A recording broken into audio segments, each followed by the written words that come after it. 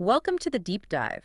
We're the place you come to when you want to make sense of those really complex global reports and forecasts. That's right. We dig through the data, the analysis, the expert opinions, And try to give you a clearer picture of where things might be heading. and today we're tackling something pretty heavy. We're looking at this idea of polycrisis, multiple global crises hitting all at once. And asking that question that seems to be on a lot of people's minds, are we actually drifting towards a World War III? Yeah, it's a serious question. We've pulled together a lot of material for this Global Peace Index reports, surveys of experts, strategic foresight documents. Our mission today isn't to scaremonger or sensationalize. It's really to understand why there's so much anxiety out there right now. Exactly. We want to quantify that anxiety, look at the specific flashpoints analysts are watching for 2025, and dig into the big structural shifts, economic, technological, that are changing the whole game when it comes to future conflict. Okay, let's dive right in. How do we actually measure this anxiety? Let's start there. The Public and Expert Anxiety Index. Right. And the numbers, frankly, are pretty eye-opening. Yeah, I saw those. Across major European countries, Britain, France, Germany, Italy, Spain, somewhere between 41 and 55% of people think another world war is likely. In the next 5 to 10 years. 5 to 10 years. And it's similar in the US, right? Around 45%. That's correct. Almost half the population in these key Western countries bracing for a potential global conflict. That's a significant level of public concern. It really is. And it's not just, people feeling generally downbeat. Experts are worried too. Oh, absolutely. This isn't just random noise. When you survey global strategists, Yeah. people whose job it is to track these things, What do they say? well, they ask them about the likelihood of a world war, and they define that clearly as a multi-front conflict involving great powers by 2035. Okay. 40%. Huh? 40% said yes, they expect that by 2035. Wow. 4 out of 10 experts. That tells you something, doesn't it? The system is under serious stress. It definitely signals that the concern is shared at the highest levels of strategic planning. Okay, but here's the part that always gets me, the sort of psychological twist. The nuclear question. Ah, yes, the paradox. Exactly. The public, huge majorities, like 68 to 76%, expect a world war would involve nuclear weapons. Right. It's almost a given in the public mind. But then, strategists point to mutually assured destruction MAD as the reason why such a war probably won't happen, the main deterrent. It's a bizarre situation, isn't it? The very thing that could cause ultimate annihilation is also supposedly what keeps the peace between the major powers. So we're kind of trapped, fearing nuclear war while relying on the threat of nuclear war to prevent it. That's pretty much the tightrope we're walking. That nuclear overhang means every smaller conflict, every regional flare-up carries this potential existential risk because of proliferation and the sheer power involved. Okay, so where is all this anxiety coming from? Let's get some context. You mentioned the Global Peace Index, the GPI. Yes, the 2025 GPI provides some crucial background, and the picture isn't great. Oh, so. Well, global peacefulness has gotten worse for the 6th year in a row. 6th year. And if you look back further, since the index started in 2008, things have declined in 13 out of the last 17 years. It's a sustained negative trend. And that's not just a small dip, is it? The scale sounds significant. It is. Right now, there are 97 countries, nearly half the world, that are less peaceful than they were back in 2008. That translates to real increases in violence, instability, conflict deaths. And the GPI breaks down why things are getting worse. What's driving the decline? It does. They talk about a domain shift.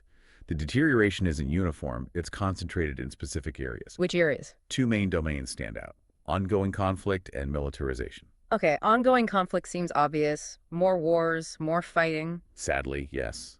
More intense conflicts, higher death tolls. But the militarization shift is really interesting. Why? Because for about a decade after the Cold War, that score was actually improving. The peace dividend. Countries were generally spending a bit less on military, importing fewer weapons. Right, a slow demilitarization trend. Exactly. But now, that trend has completely reversed. So reversed means It means global military spending is way up, arms imports are increasing, forces are being built up again, governments are actively preparing for or are already involved in larger scale conflict. So more active wars and more preparation for future wars. Both trends negative. Precisely. And that combination is what pushes the overall peace index down and feeds into that public and expert anxiety we started with. Okay, so that sets the stage. Now let's get specific. What are the immediate threats?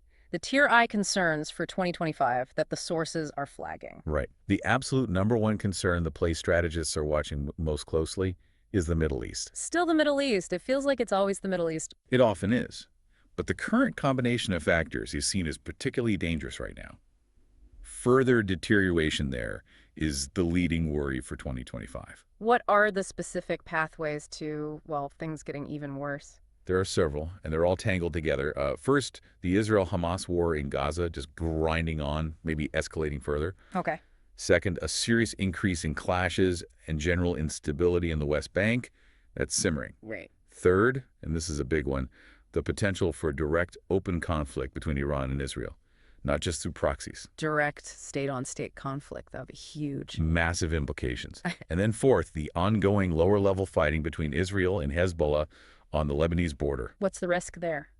The worry is that it escalates into a full-blown war, which some analysts fear could actually lead to the collapse of the Lebanese state itself, politically, economically, a failed state on Israel's border. Good grief. And the intensity of the current fighting, in Gaza, for instance. The sources had a comparison. They did, and it's quite staggering to try and convey the scale. Yeah. The reported tonnage of bombs dropped by Israel on Gaza since October 7th, 2023. It's apparently surpassed the total tonnage dropped during the entire Second World War. Wait, surpassed World War II's total bomb tonnage on that small area. Approximately 70,000 tons since October 7th. That's the figure cited. That's hard to even process. What does that level of destruction mean? Well, beyond the immediate horror, it points to the intensity of modern urban warfare, and it guarantees instability for decades, right? Massive reconstruction needs, deep political grievances, fertile ground for radicalization. It puts immense strain on everyone involved and the whole region. And Iran is woven through all of this, isn't it? The nuclear threat. Absolutely essential. The sources mentioned that 68% of experts think it's highly probable Iran gets nuclear weapons by 2033. By 2033, okay, that's a medium-term worry. But is there a more immediate nuclear risk related to Iran? There is, and it's a deeply concerning piece of speculation found in some reports. Some analysts suggest Russia might consider transferring nuclear weapons, or at least critical WMD technology, to Iran. Russia giving nukes to Iran. Why on earth would they do that? The supposed logic, from Moscow's viewpoint, is purely cynical and strategic. A nuclear-armed Iran would become a massive problem for the United States. Oh, so? It would force the U.S. to pour military resources, attention, funding into the Middle East to contain Iran. Which means less focus, less aid, less strategic bandwidth for Ukraine. Exactly. Divert U.S. attention, bleed U.S. resources, relieve pressure on Russia's Western Front. It's seen as a potential way for Russia to gain an advantage in the Ukraine war by creating a crisis elsewhere. That's incredibly dangerous thinking. Is that a credible scenario, though? How could they even do it without massive blowback? Well, credibility is debated. A formal transfer seems unlikely due to treaties, but it could be more subtle technological help. Maybe transfer of fissile material disguised as civilian energy cooperation, advanced missile delivery systems? Plausible deniability. Perhaps. And the argument is that Russia, feeling isolated and under pressure, might see the strategic benefit of distracting and exhausting the West as outweighing the costs, many of which they feel they're already paying anyway. It's what they call horizontal escalation. Spreading the conflict sideways to weaken the opponent. Okay, that definitely ties into the second tier concern, the whole Russia-Ukraine-NATO dynamic. Yes, rated as highly likely to see further escalation in 2025. What's the core danger there, beyond the obvious tragedy in Ukraine itself? It really comes down to perception of existential threat. Russia clearly views NATO's expansion, especially Finland and Sweden, joining so quickly after the invasion, as a direct aggressive move. They see it as encirclement. Pretty much, and that raises the stakes enormously. Yeah. The fear is a miscalculation, an unintended clash that spirals into a direct conventional war between NATO and Russia. And the potential scale of that. Given the concentration of modern weaponry in Europe, a direct NATO-Russia conventional war could be devastating on a scale potentially exceeding the world wars of the 20th century. Even without nuclear weapons, the destruction would be immense. And we're already seeing signs of Russia testing NATO, pushing the boundaries, aren't we? Not just rhetoric, but actions. Definitely. The sources highlight clear examples of this shift into hybrid warfare actions targeting NATO territory itself. Like the drone incident over Poland. Exactly. That swarm of 19 Russian drones flying deliberately into Polish airspace, NATO had to engage, shot down 4 of them. That's the first time NATO forces have directly shot down Russian assets since the war started, right? Correct. A major escalation threshold crossed, even if localized. It shows the real risk of things spiraling out of control accidentally. And it's not just drones. There's sabotage, too. Yes, confirmed incidents targeting undersea infrastructure gas pipelines, communication cables, particularly in the Baltic Sea. Some incidents have been linked to, for example, a China-registered tanker, suggesting the use of proxies or plausibly deniable actors. So creating disruption and uncertainty below the threshold of triggering Article 5, NATO's collective defense clause. Precisely. It's gray zone warfare designed to destabilize and intimidate without provoking a full military response. This brings us back to Europe's own defense capabilities. You mentioned that paradox earlier. Ah, yes, the spending versus capacity gap. It's quite stark. Remind us. Europe spends. Collectively, European NATO members spend almost 4 times what Russia spends on its military. 4 times. But their actual combined military capacity Is estimated to be only about 1/3 higher than Russia's. So 4 times the money for maybe 30% more punch? How is that possible? Fragmentation, pure and simple. It's the core problem. Can you break that down? Why is European defense so fragmented? What are the specific issues? Sure, it's several things. First, massive duplication. Too many countries developing and buying their own unique tanks, jets, radios, whatever. Not enough standardization or joint procurement. So everyone reinvents the wheel. Pretty much. Second, lack of genuinely unified command and control. Different systems, different procedures. Getting forces from different nations to fight together seamlessly is still a huge challenge. Interoperability isn't where it needs to be. And politics plays a role. Always. National industries want the contracts. Politicians want the jobs in their constituencies.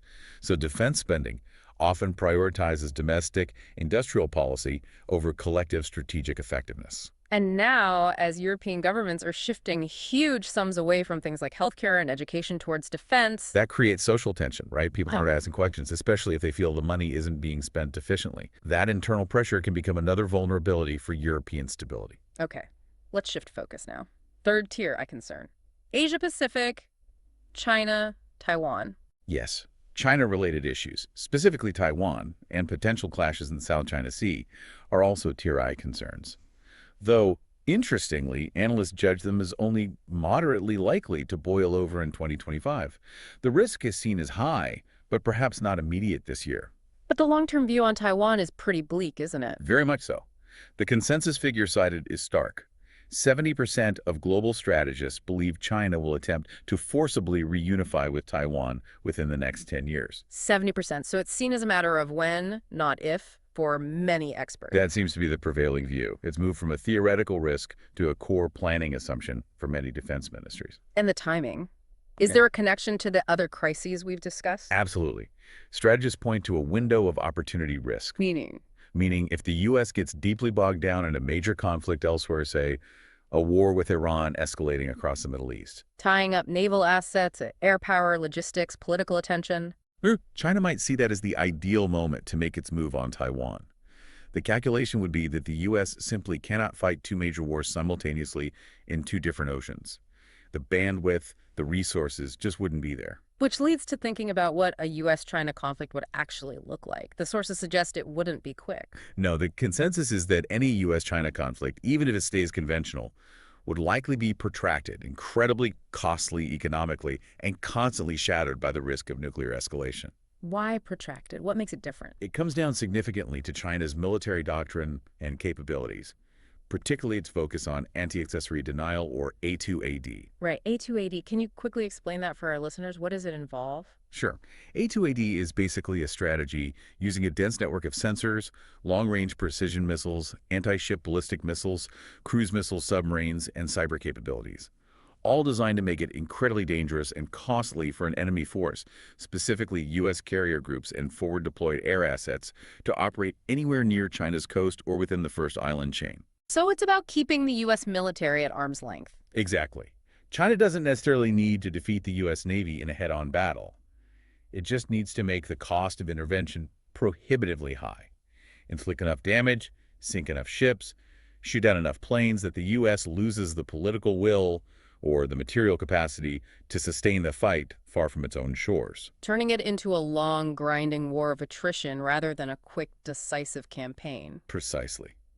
A slugfest where China tries to outlast the U.S., banking on its geographical proximity and sheer mass. And there are even scenarios suggesting China might try to broaden the conflict deliberately. You mentioned an example involving India. Yes, the sources sketch out a possible low-intensity scenario, maybe set around 2033, where China doesn't just focus on Taiwan. What happens? In this scenario, China seizes India's Andaman and Nicobar Islands. They're strategically located way out in the Indian Ocean. Why would they do that? Seems far from the main action. It's framed as a power grab in the Indian Ocean. The goals would be multiple. First, to distract India, force it to fight on a second front far from the Himalayas, potentially forcing a resolution to their long-standing border disputes on China's terms. Okay, pressure India. Second, it would challenge and potentially embarrass the Quad security partnership, the U.S., Japan, Australia, India. Test their resolve and their ability to coordinate a response far from the Pacific. And again, stretch U.S. resources even thinner across the globe. That's the underlying logic. Keep creating problems, keep raising the costs until the U.S. and its allies are exhausted. So in that scenario, the U.S. goal isn't necessarily to win back the islands quickly, but maybe just to buy time. Exactly. Play for time, contain the situation, perhaps try to enable India to eventually mount a counteroffensive while managing the main conflict theater likely still raging in the Pacific. It highlights the immense strategic challenge China could pose. Okay, one more flashpoint before we zoom out. India-Pakistan. Kashmir. Right.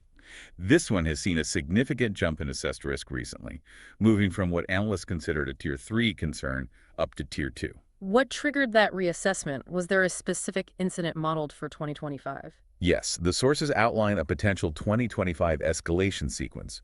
It starts with a major terrorist attack in April in Pahalgam, Kashmir, 26 people killed. And India attributes it to. Pakistan-backed militants, specifically citing Lashkar-e-Taiba. Which leads to an Indian military response. A swift and quite sophisticated one, according to this scenario.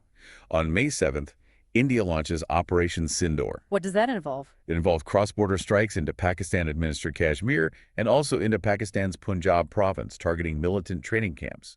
And crucially, it uses high-end assets. Like Specifically, French-made Rafale jets, which are advanced, 4.5-generation fighters armed with Scalio-P cruise missiles, capable of deep precision strikes. And how does Pakistan respond in this scenario? They claim to have shot down 2 of the attacking Indian Rafales, possibly using their own advanced fighters, like the Chinese-designed J-10s. So you immediately have an exchange involving advanced aircraft and missiles between 2 nuclear-armed states. Exactly. That's the danger. Even a supposedly limited conventional exchange like this, using sophisticated technology, carries an immense risk of miscalculation or unintended escalation crossing the nuclear threshold. It's why Kashmir remains such a persistent worry. Okay, we've covered the big 4 flashpoints. Middle East, Ukraine, Taiwan, Kashmir. Now let's pull back and look at the bigger picture. These aren't happening in a vacuum, right? There are deeper structural things going on. Absolutely. These crises are symptoms. We need to understand the underlying shifts in the global system itself. And a key tension you mentioned is between fragmentation and interdependence. Seems contradictory. It is a paradox, and it's central to understanding our current era. The data clearly shows geopolitical fragmentation is increasing. In fact, by some measures, it's actually higher now than during the peak of the Cold War. Higher than the Cold War. How are we measuring that? Is it just about hostile rhetoric? No, it's much more concrete. It's measured by things like the rise of trade wars, tariffs, export controls, investment restrictions. Essentially, the deliberate use of economic tools for geopolitical goals. Analysts call it the weaponization of economic interdependence. Weaponization of trade. Can you give some numbers on that? Yeah, the increase is dramatic. If you look back before the 2008 financial crisis, governments implemented maybe a few hundred restrictive trade measures per year globally. By 2023, that number had surged to around 2,600 restrictive trade interventions annually. 2,600? That's a massive jump, over a tenfold increase. Roughly, yeah. It shows how routinely governments are now interfering with commerce for political or security reasons. And examples of this weaponization. The most obvious one is the U.S.-China tech war, especially around semiconductors. The U.S. restricts China's access to advanced chips and the machines to make them, seeing it as a national security issue. Right. China, in turn, uses controls on things like rare earth minerals, essential for Western tech. Beyond that, you see more aggressive use of sanctions, more screening of foreign investments in sensitive sectors. It's become a standard part of the toolkit. But despite all this friction, all the talk about decoupling, the US and China are still massively intertwined economically, aren't they? Hugely. And that's the other side of the paradox. Most experts believe a complete, catastrophic economic split between the U.S. and China is actually very unlikely. Why not? They're just too deeply linked. Supply chains, finance, markets, the cost would be astronomical for both sides. The most common forecast, around 40% of experts agree on this, is that they'll become somewhat less interdependent by 2033, but not fully decoupled. So who's stopping a full split? Powerful financial and commercial interests on both sides. Think Wall Street firms heavily invested in China or major Chinese manufacturers reliant on U.S. consumers. They lobby hard against policies that would cause a complete rupture. So trade continues, investment continues, albeit with more tension and more restrictions than before. It's managed interdependence, not a clean break. Okay, that's the economic structure. What about the way we even think about war? Is the definition changing? That's a really important point some analysts are making. The argument is that maybe World War III isn't some future event we're waiting for. Maybe it's already happening. Already happening. How? Just not in the way we picture it, not like World War I trenches or World War II blitzkrieg. Yeah. The argument is that it's manifesting differently this time. Right. Like perhaps as a major land war in Europe, Ukraine, combined with global information warfare, persistent cyber attacks, intense economic competition that bleeds into coercion, proxy conflicts simmering everywhere, it challenges our historical template. Because history doesn't repeat exactly right. Exactly. And if you look back, neither World War I nor World War II started as one big global declaration of war on day one. That's true. They were more like a series of regional fires that eventually merged into a massive blaze. Precisely. WWI started with Austro-Hungary and Serbia, then alliances kicked in. WWII had Japan invading Manchuria way back in 31, Italy invading Ethiopia, the Spanish Civil War, Germany's aggressions. These seemingly separate conflicts built up over a decade or more before becoming truly global. And the worry is that the current polycrisis, Ukraine, Middle East, tensions over Taiwan, etc., looks disturbingly similar to that pattern of accumulating regional conflicts. That's the fear, that we're in a similar period where multiple crises are burning simultaneously. So what's the mechanism? How does that accumulation lead to a bigger war? Is it just alliances? It's partly alliances, but it's also about opportunity and perception. The risk is that if enough major powers are tied down, fighting in different places, say, the U.S. focused on Europe and the Middle East, China maybe testing Taiwan, it creates a sense of global distraction, maybe even chaos. And that emboldens others. Potentially. The next country on the list, the one with a grievance or an ambition, might see this as their chance.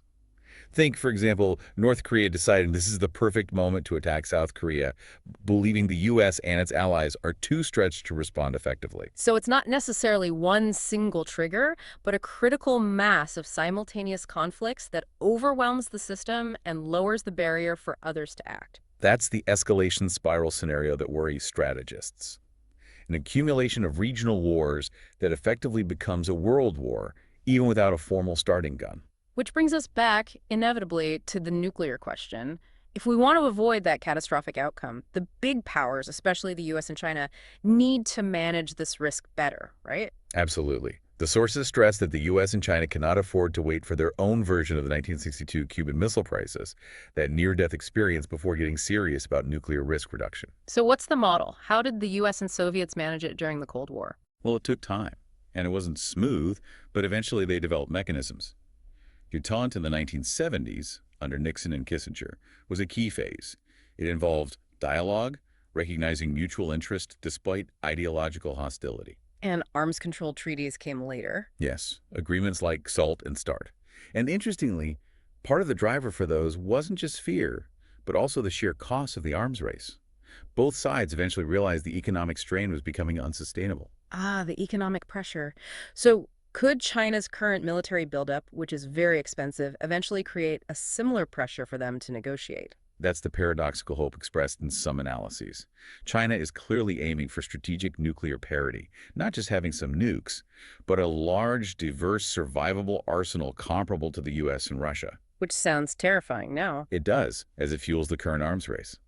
But the theory is once China achieves that perceived parity, it might actually create a more stable foundation for serious arms control talks. Why? Because they feel secure enough to negotiate from a position of strength. Possibly.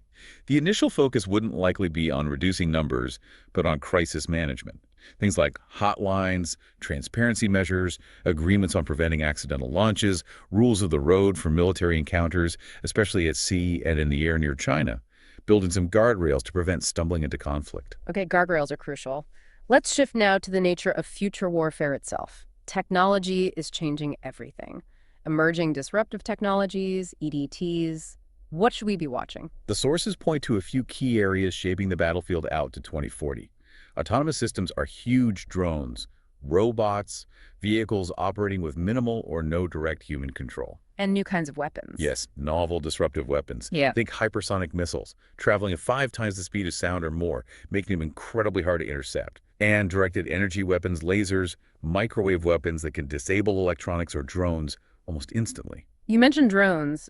The swarm threat seems particularly immediate. It's a major urgent challenge. We're not talking about 1 or 2 drones, but potentially hundreds or thousands, Yep. coordinated by AI. How do they work? Why are they so dangerous? They can overwhelm even sophisticated air defenses through sheer numbers and coordinated, unpredictable attack patterns. Because they're AI-guided, they can react in real time, make tactical decisions, and potentially saturate defenses or hit multiple targets simultaneously across a wide area, disrupting critical infrastructure, for example. And this isn't science fiction. Militaries are actively working on this. Absolutely. The U.S. Army, for instance, is already running tests specifically designed to counter swarms of up to 40 drones at once. The offense-defense race is well underway. And the integration of different technologies, Yeah. robotics and drones. Yeah, there was a striking example cited. A Chinese military contractor demonstrated deploying a robot dog, those 4-legged robots armed with a machine gun. Okay. And it was delivered to its target zone by a drone. The drone drops the armed robot, which then carries out its mission. It completely blurs the lines between air and ground, autonomous and remote-controlled warfare. That's unsettling. And all this advanced tech, if used in a major war, implies the economic cost would be astronomical, right? Far beyond past conflicts. Far beyond. Analysts sometimes use WWII as a baseline. Its cost is estimated around $4 trillion in today's money. Okay. But a modern great power conflict would likely involve far greater economic destruction, even aside from the human toll. Why? What makes it potentially so much more costly? Several factors. Yeah. 1, the potential use of nuclear weapons, obviously. 2, the impact of sophisticated cyber attacks. Imagine shutting down financial markets, power grids, communication networks on a national scale. Total societal disruption. Exactly. 3, the possible use of other CBRN weapons, chemical, biological, radiological. And 4th, just the sheer interconnectedness of the global economy. A conflict shutting down a key shipping lane like the Strait of Hormuz or the South China Sea has immediate massive ripple effects on energy prices, supply chains, insurance costs, everything, everywhere. The amplification effect is huge. We can already see a hint of that cost now, can't we? The economic impact of current violence. Yes, the numbers are already staggering. The total global economic impact of violence, including conflict, crime, and military spending, was estimated at nearly $20 trillion for 2024. 20 trillion. How much is that relative to the global economy? It's about 11.6% of global GDP, and it went up by nearly 4% in just the past year. Wow. And military spending is a big chunk of that. A huge chunk. Global military spending hit a record $2.7 trillion in 2024, up 9% year on year, driven largely by Ukraine and that general militarization trend we talked about. And how much of the total economic cost of violence is just military spending? Military spending alone accounts for a massive 37% of that $20 trillion figure. It's the single largest component. The resources poured into preparing for or conducting war represent a huge drag on productive economic activity. Okay, this feels like a good point to bring it down to the individual level. All this talk of global conflict, advanced weapons, how does it connect to personal safety? Well, the unfortunate reality is that the increased intensity of global conflict, combined with the proliferation of more dangerous weapons, including CBRN capabilities, potentially falling into the hands of non-state actors, makes the risk of encountering these threats even for civilians far from a front line, more pronounced than it has been in decades. So personal preparedness becomes more relevant. It does. It's moving from something seen as a fringe preoccupation to a more mainstream consideration for some people. The sources explicitly mention this. What's the specific takeaway? Given the uncertainty and the nature of the potential threats, the idea of taking proactive steps for personal and family safety is gaining traction, Like what? like investing in reliable protective equipment, specifically mentioning high-quality CBRN gear, masks, suits, detectors. It's framed not as panic, but as a rational risk mitigation step in an increasingly uncertain world, especially when states are visibly prioritizing military spending. Right, acknowledging the changing risk environment. Exactly. Okay, let's try to synthesize all of this. We've covered a lot of ground in this deep dive. We certainly have. We started with the anxiety, high levels among both the public and experts, driven by real data showing declining global peace. Mm-hmm. Then we dug into those critical tier I flashpoints for 2025, the extreme volatility in the Middle East, the dangerous Russian-NATO dynamic over Ukraine, the looming crisis over Taiwan, and the resurfacing risk in Kashmir.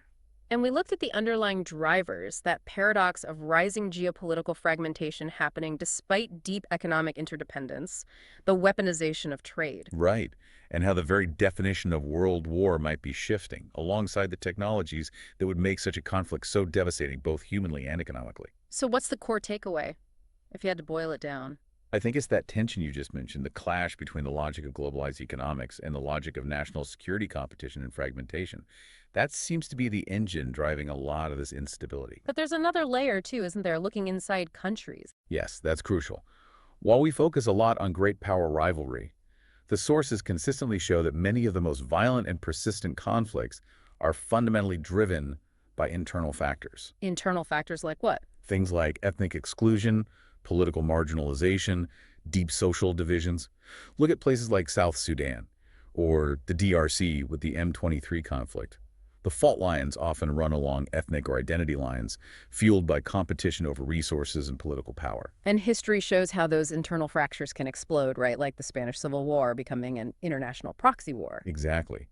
Deep internal divisions make societies incredibly vulnerable to external interference and accelerated violence. So that leaves us with a final thought, a question for you, the listener, to mull over after this deep dive. Considering everything we've discussed, the external threats, the flashpoints, the nukes, the technology, but also these powerful internal drivers of conflict. What is the greater long-term security challenge? Is it really the external competition between great powers, the missiles, and the alliances? Or could it be the rising tide of political exclusion, the deepening social divisions, the breakdown of cohesion within nations around the world?